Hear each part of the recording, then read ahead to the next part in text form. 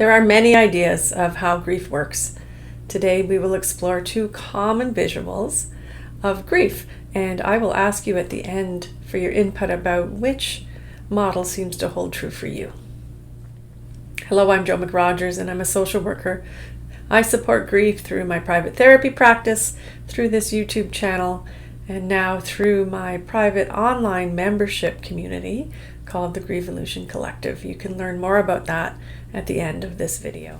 Please let YouTube know about the important work we are doing here by hitting the like, subscribe, and notifications bell so that grief work will become more and more recognized. How you navigate your grief may depend on many factors. The emotional tools that you have available at your disposal, and the significance of the person who has died, your grief blueprint and your communication patterns. The nature of grief is unique and personal.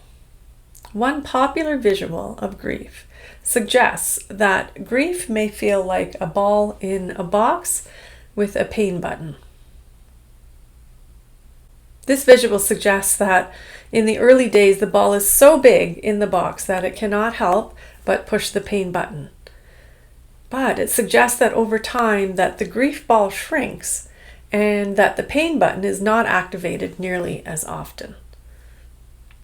Does this model make any sense for you? Does it resonate with your grief experiences? Please share with us if this seems to fit for you. A second visual about grief is the analogy that grief actually stays the same and that we in fact grow around it. In this visual, the grief remains exactly the same size as it was to start, but our life around it is larger. The loss never feels smaller, but life slowly begins to feel larger. Our life grows around our loss.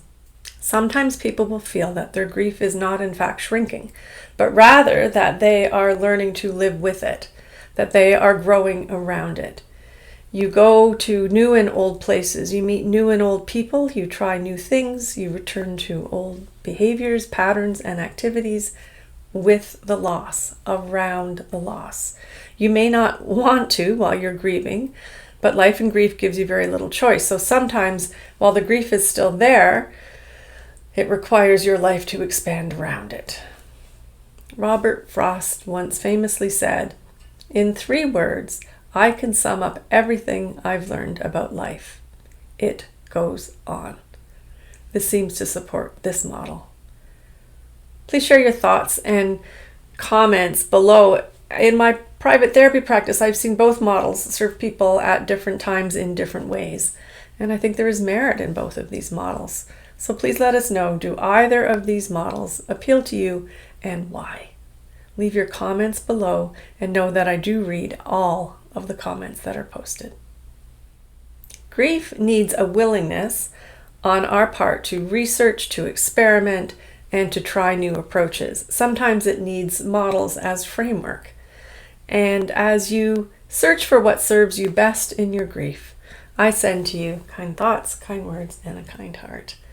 Thank you and take good care. And if you're interested in learning more about the online community called the Grievolution Collective, have a watch of the video that I've suggested next.